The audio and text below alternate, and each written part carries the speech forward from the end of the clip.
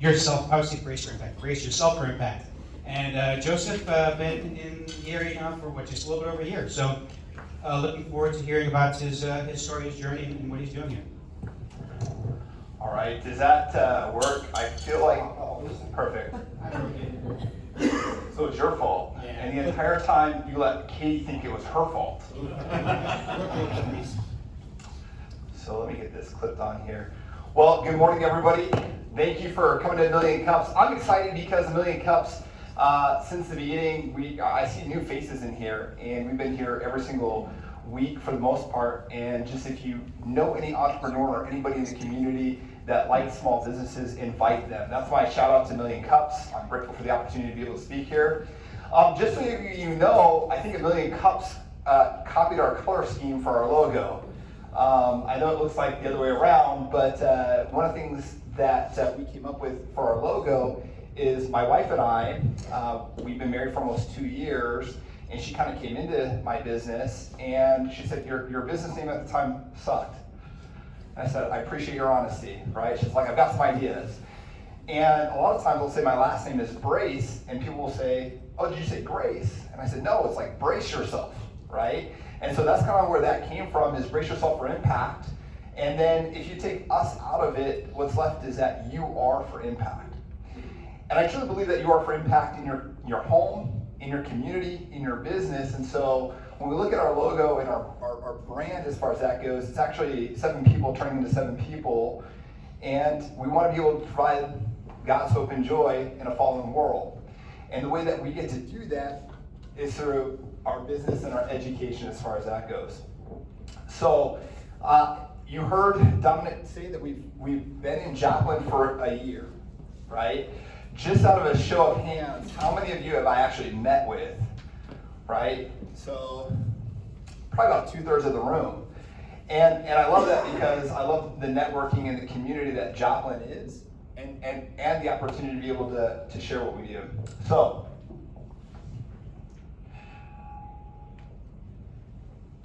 I thought it was working. See, you broke it too. Is it the other one? Oh, it is the other one. Yeah. Oh, No, it's still that one. That one's yours, right? yeah, this one Yeah, is. we didn't change anything. I didn't drop it. I swear. I'm telling you, this building's Oh, haunted. perfect. All right. So what is it that I do, right? I'm technically, title-wise, I'm a financial advisor, I'm a life insurance specialist, I'm a mortgage broker. There's all sorts of things that I'm licensed to do, but the big question is, why do I do it? Why brace yourself for impact? And let me kind of share a story about my family. My dad was in the military. I grew up, I moved around a lot. Anybody a military brat? Anywhere, right? Not here, but see, moving around a lot, my dad taught me some things being in the service about hard work, dedication, commitment, and discipline. And I learned a lot from him. But one of the things that we didn't learn a lot about was finances. Unless we didn't have any, right? Hey, can we do this? We don't have the money. Can we do that? Can't figure it out. You want to do it? Go get a job. I heard that a lot. Anybody else hear similar conversations? And so then we get out into the real world, and as an adult, trying to figure out money was a challenge. And so we get this thing like a paycheck or a job where we have a business and we get this money coming in, but we don't really know what to do with it. And sometimes it's just fun to go spend it and splurge, and then at the end of the month realize there was more a month and not enough money. And so I remember getting introduced to a financial advisor, and I won't say what company it was, but I sat down with her, and the experience was terrible. The experience that I had was awful. And why was it awful is because she spent more time talking about my mistakes than really my goals or the things that I wanted to be able to accomplish. The other thing that was really challenging about it is I was young, I was broke, I knew I was broke, I could look at my account and say, hey, I'm broke, right? And the cost to be able to get a plan was going to be about $1,000. It's not uncommon for advisory fees and hourly fees or to pay for a plan. And I was like, it didn't take a PhD to realize that the system was broken and that there were barriers to entry. But I wanted to do better. And so I just put it on the back burner. Said, I'll figure it out later. Anybody else do that? Just figure it out later? And so it wasn't until later that I actually got introduced to an advisor that sat down with me through Primerica, and I'll talk about my unique partnership with them. but that actually sat down and provided the education, allowed me to ask questions, talked about a hopeful future, talked about how it's not too late, we can make some changes, we can do things like get debt-free, we can save for retirement, send kids to college. And I was like, all right, this is awesome, what is it gonna cost me? And it didn't cost me anything to get my game plan in order. And the beautiful thing about that was I was so impressed and inspired by that I wanted to be able to make a difference for families in that same way. And so as a team, our vision is, my vision, not companies, not my partnership's vision, but my vision is to say, hey, how can we help 100 million families be financially independent? Kennedy asked the question, he said, hey, don't ask what your country can do for you, ask what you can do for your country. I was having a conversation a little bit earlier with somebody, and I said, hey, financial literacy. Hey, did anybody have a Wealth 101 or Wealth 102 in high school or college? Do people still have questions about money, right? And so our mission is to be able to provide the education tools and resources to empower families to be able to reach that goal and walk with them, right? And so that's one of the things I absolutely love. So the challenges that we get to solve is, number one, is financial education. One-on-one, kneecap to kneecap, over Zoom in a pandemic, right? There's no barriers to where you can reach as long as you're licensed. And being able to provide that education, I've been doing workshops. Bob got the opportunity to sit in on a workshop. Great experience, great time. But the number one thing that keeps coming up is, I was never taught this. I was never shown this. The second thing is, hey, you might have an idea, but if you don't have a game plan, how are you going to accomplish that? It's like going to a builder and say, hey, I want that house over there, but I want to start with a roof first, right? There's some foundational steps and things that we can do to help build a solid game plan, a solid financial house. And then the third thing is a financial coach. A lot of times, we'll hire coaches for losing weight, we'll hire coaches or counselors for marriage, but who do we turn to when it comes to money? A lot of times it's kind of a scary topic to talk about, right? How do we open up? How do we build trust with people and be willing? And I think it's about being able to provide value and sharing from the heart and saying, this is what we can do for you versus what we can charge you, and then helping people stay on track. So I said my unique partnership, right? My unique partnership is that in our industry is highly regulated. So typically you work with a broker, dealer, or company. My broker dealer is Primerica Financial Services. I chose to come to Primerica because their mission was to bring Wall Street to Main Street families. The most underserved market is middle income families, but what I loved was the fact that we could take a holistic approach to finances and not sell a product. To me, that means everything. If you go to the doctor, right, and you have a broken pinky, and they come to you and he says, hey, your health is all good, and they ignore your pinky, are you happy with that result? No, because you want to be healthy from head to toe. Same thing with your finances. So even though you meet with myself, I'm able to sit down and offer things like insurance, debt solutions, retirement, managed investments, mortgage, auto and home. And so it makes me a really interesting fit in a B&I chapter, right? It's a little challenging. Which topic do you want to talk about? But what I love is that I don't have to sit there and say, oh, I'm going to sell you something. It's about what you need. So when I look at that, what is my target market? I get asked that a lot. And I'm like, well, do you deal with money? Most people are like, yes. So that's a hard market to pin down, right? Sometimes challenging. But for the most part, I look at, hey, married couples with kids. This is an example of a 30-year-old couple that we worked with. And just kind of give you an idea, I'm starting with retirement first, but some of the things that we talk about is low interest rate savings out of date, right? And I know there's bankers in here, and I'm not trying to hurt anybody, but I've seen this where they're like, hey, we'll get a Roth IRA, they put it in, fixed investments that earning a poor rate of return.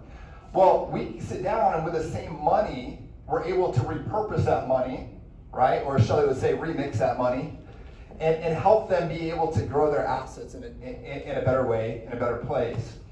When it comes to debt, for instance, I don't think anybody wakes up in the morning and says, I'm so excited about all the debt that I have, right? Most people say, how can I get out of debt? And we show people how to get out of debt without taking extra money out of their budget using a concept called debt stacking. And so we teach that, and it saves time, interest, and money, and it gives people a real game plan. When you talk about insurance or auto and home, I'm a big proponent. If you have a local agent, work with that agent, because it's not about finding the cheapest insurance. It's about finding the right value and protecting your assets. Too often people want to judge the dollars that they spend versus the coverage that they have. And hey, you definitely want to have the right stuff if something happens. But we find ways to pair top carriers with families to get the coverage and the savings. When it looks at taxes, how many people get a tax refund, right? I heard Ken say something about the government and money. Have you known the government to do anything good with your money, right? So tax returns, how are those educated? And people, I've heard people brag about, hey, I got $6,000 back in my tax return, or $8,000. I'm like, that's an interest-free loan to the government. Can we repurpose that and use it so that way you can get ahead, pay off debt, put more money in savings? When we look at life insurance, I'm a termite all the way through. What does that mean? We believe in term insurance. And so we teach that. I'm very good on the insurance side. It's something that I'm very prideful in that, because it's not what the agent says, it's what's in the contract. And a lot of times I've met with agents that have no idea what they're actually selling, but they're making a large commission. And so I love educating and teaching and finding ways to give people the right protection, the right value at that cost. So when we look at the challenges that we face, because I've shared a little bit what you do, I've been here for a year. Most of my connections, I moved here not knowing a single person. For most people that would be scary, I find it as a challenge. I enjoy that. My wife, on the other hand, she's like, I'm glad you can create community, but I need to create more community, right? So some of those challenges is people. As my business has grown, I find myself with diminishing returns. How do I go out there and still find more people to work with? How do I support the back office side of my business? How do I do the administrative stuff? I am not the most administrative person. I can tell you where everything's at in my office, but no one else can, right? And so being able to have that support or finding that person that can fill that role. The second thing is processes and training. When I look at processes and training, how do you measure effectiveness, right? How do you take a new agent and help them get to where you are? That's been a challenge. I've used some platforms like Teachable and some other things and recorded videos and trainings, but then how do you help expand that mission? I'm not going to help 100 million people individually, and so recruiting, training, and developing and helping other people get offices open so that we can make that vision a reality. Social media. Has anybody else struggled with social media? Does it ever, like, you open it up and it's frustrating because you see the same people posting cute little stuff all the time and you're like, oh, how do I do that? Or where do I find the time for that? Or is that even effective, right? And so having some social media as I said, I need one. I have all the stuff, but I just don't use it. I get on there and I comment, but not really anything for what I do. And then more connections, opportunities to be able to share that story.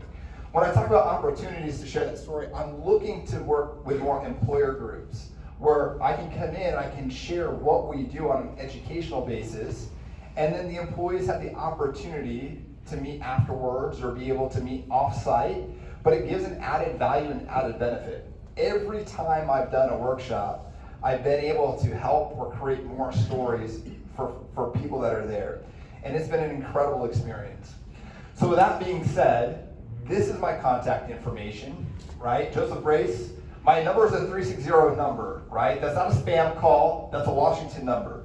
It's the only cell phone number I've ever had. It'd probably be the only cell phone number I will ever have in my life. So you can always count on it. I have people that call me like, hey, is this still Joseph Brace? I'm like, yes it is. And it will always be that, right? My email's up there, but what I want everybody to be able to do, we all have a cell phone, right? I put this QR code up here, and the reason why I put that QR code up here is because if people want to know more about the details and what we teach in a non-threatening environment, you can actually take the QR code, it'll go to a landing page, and that landing page, you have to register. That information comes back to me, it doesn't go back to anybody else. You're not gonna get spammed or emailed, but you can review what we do in about 16 minutes. And it's very powerful. Almost everybody that I've had watch that has gotten something from that. So I appreciate it. I'm looking forward to you guys giving me some feedback, some help, and some ideas that I can be able to implement or take and grow my business. Thank you, Joseph. So we'll leave that QR code up until the end of the session for anyone. But any questions for Joseph? Questions, comments, maybe?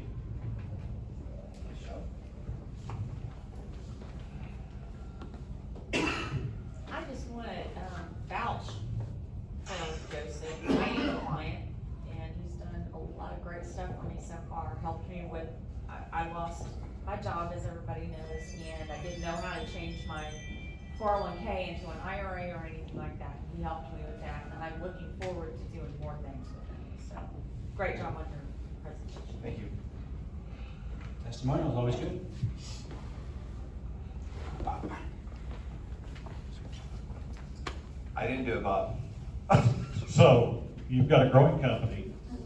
Have you sat down and taken the time to define what positions you need in your company and develop a position description for each one of those? That is a good question, and the answer to that is no. I have not done that. My wife is on me about that right now because she left corporate America to come step into the business side, and that's kind of where we've clashed because we were complete opposites. She likes structure and order, and I'm pretty good with flexibility or chaos. And so you're right, we need to do that. You need a mediator, Yes. somebody that can meet with both of you. I know. When are you available, Bob? What's going on? What's the? Well, we need to talk. Yeah, no, yes, you're right, and I think that'd be really good to be able to define those roles. Great point. So in your list of challenges that you listed, would you rank them in any particular order? Like when you mentioned the back office, dive into that a little bit. Is there somebody or something specific that somebody here can help you with? Back office is, my first experience hiring an office manager was, hey, this person's family, let's help. Anybody do that? Don't do that, it's terrible. For the most part. And I found out like things weren't getting done that were being said to get done. So it's a trust factor, one, and then also just I don't want to say competency that's necessarily involved, but then taking the time to train that person.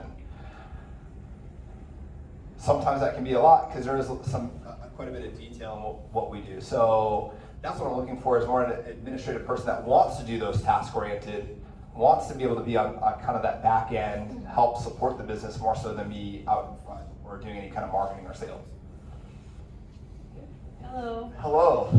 Nice. That's okay. No, you can be as mean as you want. No. So, okay.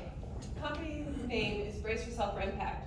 It's cool, but just based on that, don't know what the company does at all. So add Right. a tagline. Just add a tagline in there like finance and life services in general or something. Sure. Whatever. Sure. And then I think with that name, Brace Yourself for Impact, you could do really great things on social media because you can take this whole like, boom, impact here, Yeah. and then see where the shockwaves go. So this whole like impact and that impact has shockwaves throughout the rest of your life, even as Absolutely. a person or something like that. I think you could really go places with that. You just have to, you have to have a little bit of content that will draw people in that's interesting and addictive to watch. Absolutely. I appreciate that. So one of the things that are in there for our mission is to empower families, right? Empower people. So if you take us out of that, what's left is You Are for Impact. And so I've got the URL and stuff like that, and I'm working right now to build out like a landing page that kind of talks a little bit more about that. Because anytime somebody's done something or anytime, I sit down with a client, well, I want them to know, hey, you are for impact, not only for you, but for your kids as well, for that next generation, because you took that step. Not only that, but if you get healthy financially, you're for impact in your community by being able to give back. Or maybe it's a position where you didn't know what to do with the money, but you found somebody that you could help invest with and start a business and create more revenue in community. And so everything that we get to do, I talk about being a positive interruption in people's life. Most people don't like to prospect. Well, I say it's because you're not a positive interruption in their life. That's where that You Are for Impact really comes from. So I appreciate that. Thank you. On the administrative person, since you do so many things that are licensed and all that, do they have to have any kind of licensing? That's a great question. They don't have to have the licensing. They cannot have a felony. Doesn't matter if they're 10 years old or they can never have had a felony. They do have to pass a background check and fingerprinting, but they don't have to be licensed. Now, does licensing help? Absolutely, because then you know, and then if needed, you can make changes versus it coming back to my desk. So. On the social media side, I mean, what exactly did you need? You just haven't figured something out work, or, and I guess the other part is, I mean, have you actually looked at all of your social media and actually done some social media campaigns, or where are you at on that? So I had somebody that, like with LinkedIn, for instance, I'd hired her to take a look at things and give suggestions, and she did, and it got beat up pretty bad. And so I haven't really touched it since then, and there's been some course and some material that has been there. I did a little bit of a campaign. I did like a Monday morning money talks or money matters as far as that goes, where I did short clips. And I got a lot of good feedback and a lot of good response from that. But then the discipline to keep the ongoing content and then managing that, because I was also editing the videos and doing a lot of that, and that can be very time consuming. So to that point, yes, but then also, has everybody been like Facebook spammed a lot in the last year? And so it's also creating a message that's not deafening to your audience, because there's so much of it right now because of COVID and stuff like that. So how do you break through just being noisy chatter to being relevant? I think being real is really impactful.